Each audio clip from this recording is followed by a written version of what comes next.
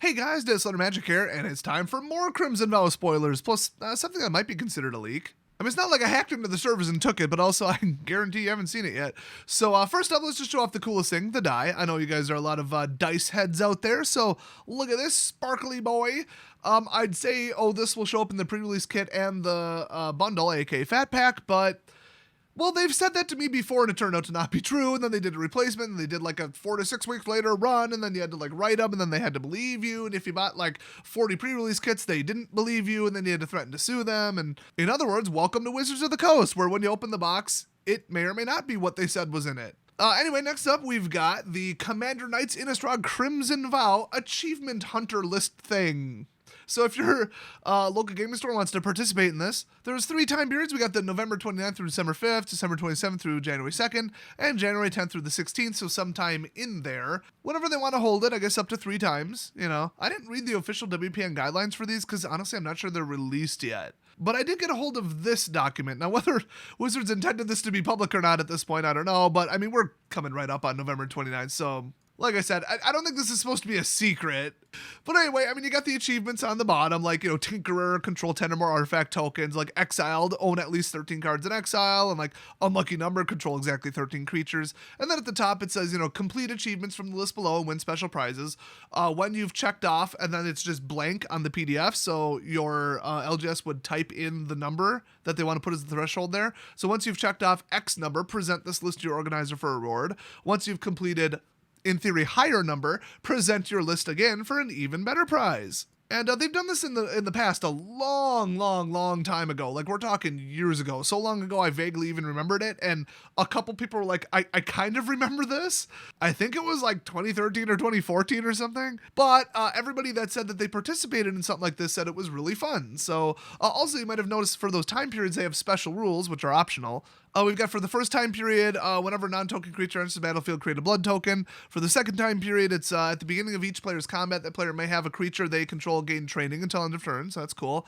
And then the third one, if a creature dying causes a triggered ability of a permanent to trigger, that ability triggers an additional time. So it favors different strategies. I don't love that, but the real question is, what the heck is supposed to be the format? I would assume you sell the people one of the 2 decks, but like last time my store did a Planeswalker deck battle, it was really obvious which of the 2 was more powerful. They were so unbelievably unbalanced. I would hope that the commander ones wouldn't be.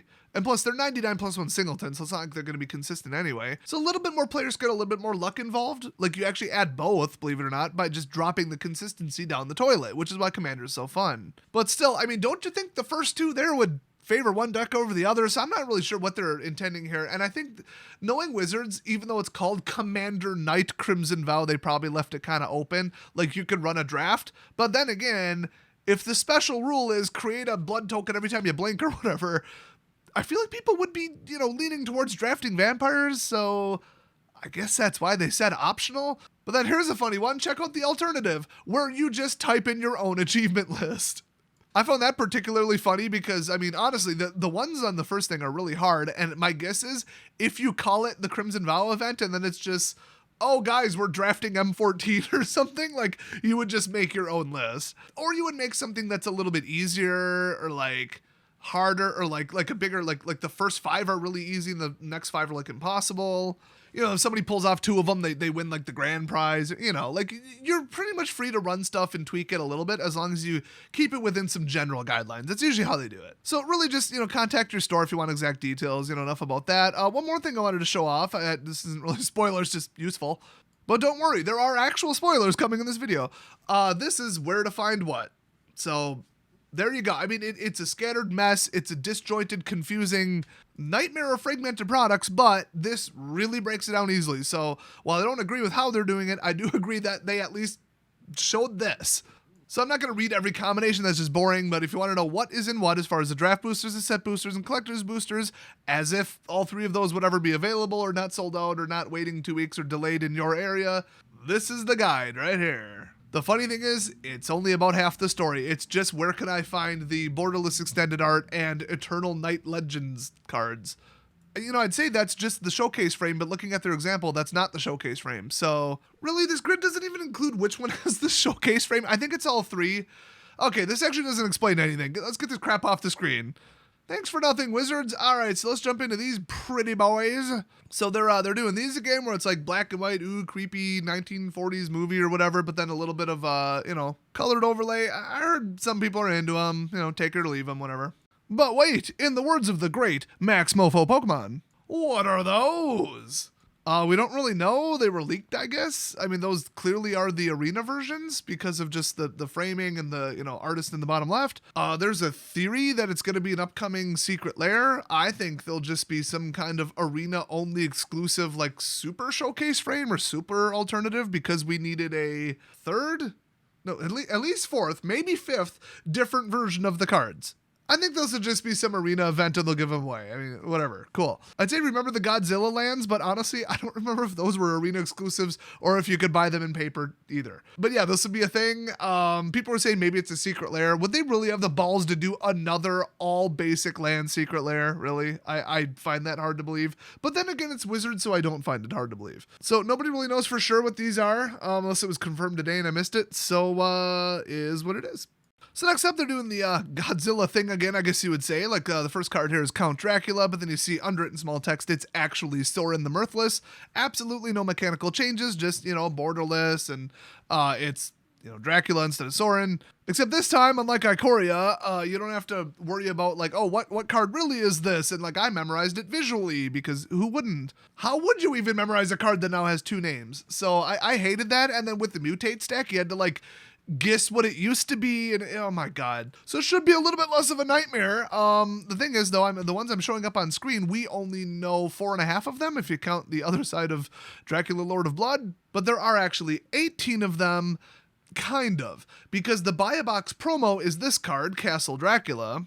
And that's like, okay, your store gets, 20, 40, 80, some amount of them, and it's a buy a box promo, so they're supposed to hand you one while supplies last if you buy an entire box. So call ahead of time, pre-order, ask them if they're out of them yet, order a box or buy one in person during the pre-release. I mean, whatever you got to do to get this. If you really want it, that's how. Now, the other 17 are kind of like a completely separate thing. They're still kind of a buy a box promo, except they don't refer to them that way because they're in what's called a box topper booster, which is a booster pack containing one card. Now, those there are 17 of, so there's 18 total in the series, but the other 17, and not Castle Dracula, are found inside of the box topper thingy. So they're making one really important change. I'll just read what they wrote, because my god, on Twitter and Reddit, where there are some photos of some 90-degree bent, just mangled to hell, just demolished during shipping box topper boosters, because they would just kind of throw it in the top of a booster box and it would move around, to say the least. So your $100 card is now a creased, folded over, mangled Pringle. So because of that, they say one addition we have made for the draft and set booster displays is that the single card box topper booster now comes attached to a cardboard insert that sits right atop the inside of the booster display. So I think they took like a cardboard sleeve and glued it to the lid is what they're saying.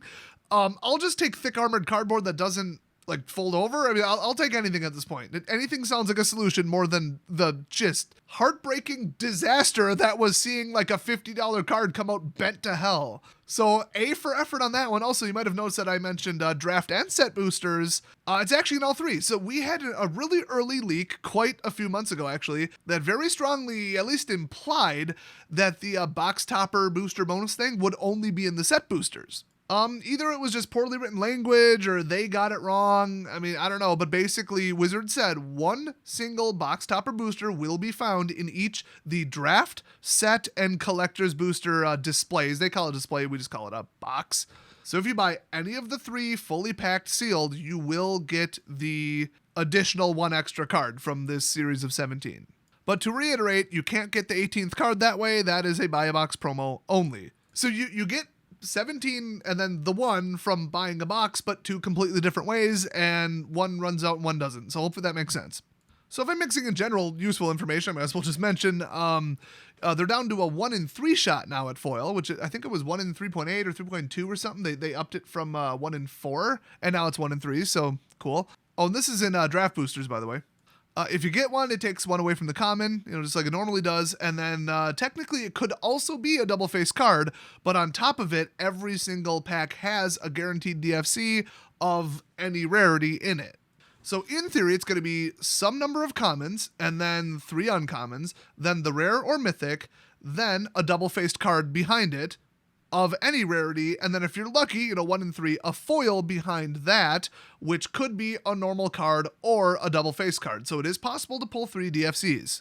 And assuming there's a mythic double-faced card, you could pull 3 mythics in one pack, one of which would be guaranteed foil. But I could tell you what the odds of that happening are. Let's just say you don't want to know, because it's not going to happen. So as far as the showcase frames, alternates, weird editions, they just refer to it all as the cringe title of Booster Fun. So these are them. We got the black and white things. We got the borderless and the alternate and the funny frame and I don't even know what you would call that land. Probably just borderless, and then they also did something funny to the text box.